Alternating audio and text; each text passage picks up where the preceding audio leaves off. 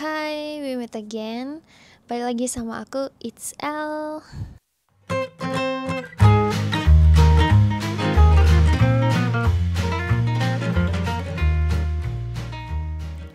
Hari ini aku mau cerita pengalaman aku kerja di Jepang selama 3 tahun di pengolahan makanan. Capek? Iya. Seru? Kadang-kadang sih seru. Banyak pelajaran, itu pasti. Tapi yang bikin aku bertahan untuk kerja di Jepang itu adalah satu, udah pasti gaji. Ada cerita suka, duka, bahkan momen nangis di toilet. Yuk dengerin sampai habis. Kerja di pengolahan makanan itu kayak di drama Jepang, tapi tanpa romantisnya ya. Jam kerja mulai dari pagi. Aku waktu itu magang, kerja itu bangun mulai dari jam 2 atau jam 3, berangkat jam 4 itu mulai kerja sampai sore sekitar jam 3, jam 4. Bahkan aku pernah kerja sampai jam 9 malam. Jadi aku mulai kerja itu pagi, ganti baju, prepare semuanya itu malam sebelum tidur. Berangkat kerja, peraturannya tuh sangat ketat. Jadi kayak pakai penutup kepala, pakai seragam putih-putih gitu, cuci tangan, alkohol, semuanya itu harus higienis. Dan karena aku kerja di pengolahan makanan, jadi tuh suhu ruangannya tuh di bawah 10 derajat. Karena pekerjaan aku tuh repetitif, memotong, nimbang, packing, checking, manage. Jadi kalau musim dingin itu biasanya sibuk banget, atau nggak musim libur, kayak libur tahun baru, Obong Yasumi, Natsu Yasumi, itu kita tuh bukannya libur, dapat libur, tapi malah sebaliknya, kita tuh lembur. Pernah waktu itu aku di musim dingin, karena aku datang pas musim dingin, dan itu tuh udah diwanti-wanti sama pihak perusahaan, hati-hati dengan tangan, karena kebanyakan karena di musim dingin dia tuh ada penyakit yang gatal-gatal gitu, namanya tuh shimuyake. Dan teman-teman aku tuh pada kena shimuyake itu, tapi alhamdulillah aku nggak shimuyake, nggak gatal. Ada sedikit di kaki, itu bener-bener gatal banget, tapi buru-buru diobatin, jadi alhamdulillah aman. Aku datang ke Jepang itu tahun 2020 akhir, jadi sekitar November atau enggak Desember gitu kan. Awalnya tuh kayak semangat banget, bayangin kerja di Jepang, terus have fun, happy, terus belajar culture baru gitu kan. Tapi apa, begitu sampai dingin banget asli. Aku tuh nyampe pas musim dingin, jadi tuh emang bener-bener dingin banget. Dan bahasa Jepang aku tuh cuman arigato, sumimasen, cuman basic-basic aja. Emang aku belajar, tapi ketika praktek dengan orang Jepang itu bener-bener berbeda, zen chigau. Dan yang paling culture shock itu ketika aku nyampe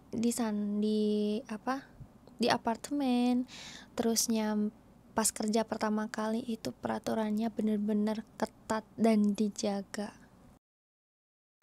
Sukanya apa? Apa ya sukanya untuk kerja di Jepang tuh banyak guys. Bisa belajar disiplin, bisa belajar tepat waktu. Terus di Jepang tuh bener-bener karena 180 derajat berbeda dari Indonesia ya, tata aturan, transportasi dan lain-lain. Jadi kita tuh bisa belajar gimana sih orang Jepang tuh memanage waktu, terus menghargai waktu. Dan lagi aku di Jepang itu nggak cuman aku berinteraksi dengan orang Jepang, jadi banyak teman-teman aku dari berbagai negara gitu. Ada Vietnam, Thailand, terus Filipina kebanyakan ya. Tapi kebanyakan teman-teman aku adalah dari orang Vietnam dan Filipina. Dan aku bisa belajar sedikit-sedikit budaya mereka karena itu seru banget, bisa sharing gitu kan. Waduh, kalau dukanya itu capek banget. 1 tahun pertama aku kerja di Jepang itu bener-bener kayak nangis banget. Pernah aku nangis di toilet gara-gara dimarahin sama atasan aku karena cuman salah sedikit gitu. Dan marahnya tuh kayak bener-bener wah banget, dan aku tuh kayak gini banget ya kerja di Jepang tuh, kok jahat banget sih. Tapi seiring berjalannya waktu aku bisa kerja jadi bisa terbiasa gitu. Dan yang paling utama tuh kita bisa berinteraksi dengan orang Jepang. Bahasa itu emang benar-benar digunain banget, karena kalau misalnya kita miss itu bisa jadi masalah buat kita. Dan ini yang benar-benar aku rasain, feeling homesick.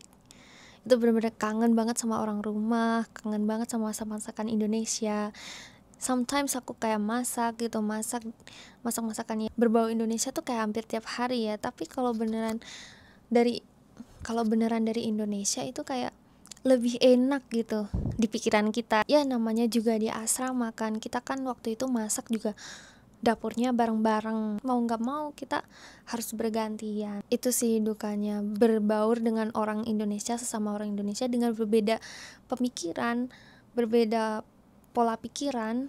Jadi itu agak sulit untuk yang terlalu introvert dan tidak ingin berbaur dengan temannya, itu akan ketinggalan banget. Dan ada sedikit saling namanya juga orang Indonesia, senior junior gitu. Tapi di setiap lelahnya aku belajar kalau kita mau bertahan bukan cuma tenaga yang dibutuhkan, tapi juga mental, hati yang kuat.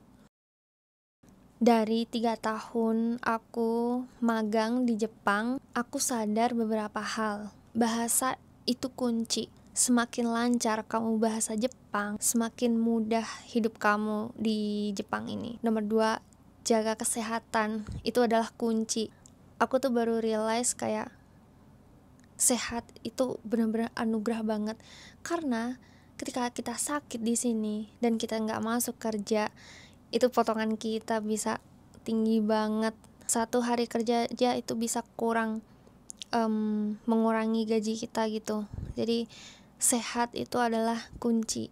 Dan yang terakhir, jangan cuman kerja, nikmati Jepang, jalan-jalan, liburan, cobain makanan lokal. Kita bisa dapat benefit lebih banyak lagi kalau kita bisa lah mengatur gitu apa yang kita butuhkan, apa yang kita nggak butuhin. Buat yang mau magang di Jepang, siapin mental, fisik, dan hati. Kerja di Jepang itu nggak selalu indah kayak di media sosial, tapi banyak banget pengalaman berharga yang bakal kamu laluin di tempat kerja gitu. Oke teman-teman, kalau kalian pengen tahu detail gimana cerita tentang hari pertama aku kerja, tulis di kolom komentar ya. Jangan lupa like, comment, dan subscribe. Jangan lupa nyalain tombol loncengnya biar nggak ketinggalan notifikasi dari aku. Aku It's El, matane. Bye bye. Jaga kesehatan ya. Pa pa da pa pa pa pa pa pa pa da pa pa.